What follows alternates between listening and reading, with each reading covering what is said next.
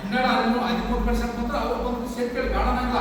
ನಾವು ಬರೀ 7% ನಾವೇ ತಗೊಳಕ್ ಒದ್ದಾಡ್ತಾ ಇವು ಅದರಲ್ಲಿ ಸುಮ್ಮನೆ ಜಾತಿಗಳು ತಗೊಳಂದ್ರ ನಮ್ಗೆ ಎಷ್ಟು ಹೊಡೆತ ಬರ್ತದ, ಎಷ್ಟು ಹೊಡೆತ ಬಿದ್ದಿದೆ. ಈಗ ನೋಡಿರ್ಬೋದು ನೀವು, ಎಷ್ಟು ಮುರಾರ್ಜಿ ಸ್ಕೂಲ್ನಾಗ ಅವರೇ ಬರ್ತಾ ಇದ್ದಾರೆ, ನವೋದಯ ಸ್ಕೂಲ್ನಲ್ಲಿ ಅವರೇ ಬರ್ತಾ ಇದ್ದಾರೆ, ದೇವರಾಜ ಅರಸು ಸ್ಕೂಲ್ನಲ್ಲಿ ಇದು ಮಾಡಿದಾಗ ಅವರೇ ತೆಗೆದುಕೊಳ್ತಾ ಇದ್ದಾರೆ ಸರ್ಟಿಫಿಕೇಟ್.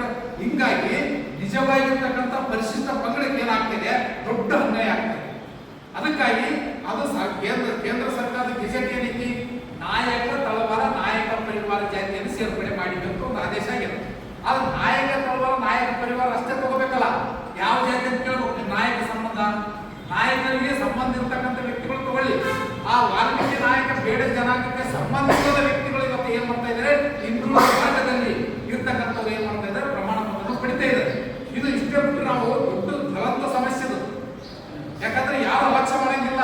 ನಮ್ಮ ಮಕ್ಕಳ ಭವಿಷ್ಯಕ್ಕಾಗಿ, ನಮ್ಮ ಒಂದು ಮುಂದಿನ ಭವಿಷ್ಯಕ್ಕಾಗಿ, ನಮ್ಮ ವಿದ್ಯಾರ್ಥಿಗಳ ನೌಕರಿ ಇರ್ಬೋದು, ಶಾಲೆ ಇರ್ಬೋದು, ಎಜುಕೇಶನ್ ಇರ್ಬೋದು, ಸರ್ಕಾರ ಬೆನಿಫಿಟ್ ಇರ್ಬೋದು, ಇವೆಲ್ಲವೂ ನಮ್ಮ ಮುಂದೆ ಏನಾಗ್ತಲ್ಲ ಅಡೆತಡೆ ಆಗೇ ಆಗ್ತದ.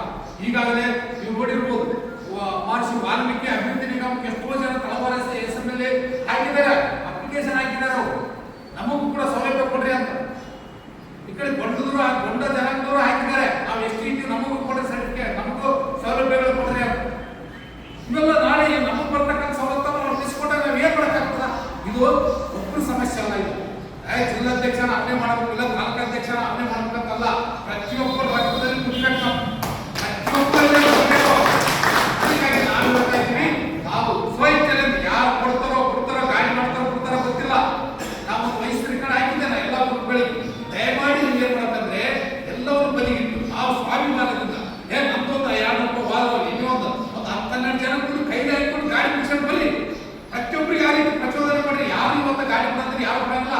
MLA ಹೇಳಿದ್ರೆ ನೀವು ಕೇಳ್ತಾರಪ್ಪ, ನೆಕ್ಸ್ಟ್ ಮತ್ತೆ ಒಬ್ಬ ಕೇಳ್ತಾರಂತ. ಯಾರ ಮೇಲೆ ಆಶೀರ್ವಾದ ಬೇಡ.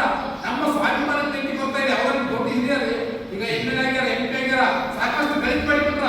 ನಮ್ಮಲ್ಲಿ ಎಷ್ಟೋ ಗಳಿಕೆ ಮಾಡಿರ್ತಕ್ಕಂಥ ವ್ಯಕ್ತಿಗಳು ಅವ್ರಿಗೆ ಏನಾಗಿಲ್ಲ. ಅವರು ರೊಕ್ಕ ಇಟ್ಕೊಂಡು ಅವ್ರು ಏನಾದ್ರು ಮಾಡಿರ್ತಾರೆ. ಆದ್ರೆ ನಿಜವಾಗಿರ್ತಕ್ಕಂಥ ಸಮಸ್ಯೆ ಯಾರಿಗೆ ಅಂತಂದ್ರೆ ಬಡವರ ಸಮಸ್ಯೆ. ಮುಂದೆ ಸಮಸ್ಯೆ ಆಗ್ಬಾರ್ದು ಅಂತಕ್ಕಂಥದ್ದು ಅದನ್ನು ಏನ್ ಮಾಡ್ತಾ ಇದೀವಿ. ಈಗಾಗಲೇ ವಿಧಾನಸೌಧ ಒಂದು ಅಧಿವೇಶನ ನಡೀತಾ ಇದೆ. ಆ ಅಧಿವೇಶನ 11ನೇ ತಾರೀಕಿಗೆ ಪ್ರಾರಂಭ ಆಗ್ತದ. ನಾವು 11, 12, 13ನೇ ತಾರೀಕು ಸ್ಟ್ರೈಕ್ ಮಾಡ್ತೀವಲ್ಲ, ಅದು ಯಾವ ರೀತಿ ಪ್ರಭಾವ ಬೀರ್ಬೇಕಂದ್ರೆ, ನಾವು ಜನಸಂಖ್ಯೆ ಅತಿ ಹೆಚ್ಚಿನ ಜನಸಂಖ್ಯೆ ಸೇರೋದ್ರಿಂದ ಅಲ್ಲಿ ವಿಧಾನಸೌಧದಲ್ಲಿ ಎಷ್ಟೋ ವಾಲ್ಮೀಕಿ ಜನಾಂಗದವರು ಹೋರಾಟ ಮಾಡ್ತಾ ಇದ್ದಾರೆ.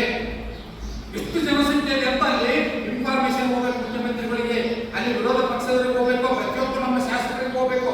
ಆ ರೀತಿಯಾಗಿರ್ತಕ್ಕಂಥ ಜನವನ್ನು ಸೇರಿಸಿ ನಾವು ಬೃಹತ್ ಮಟ್ಟದಲ್ಲಿ ಜಿಲ್ಲಾಧಿಕಾರಿಗಳಿಗೆ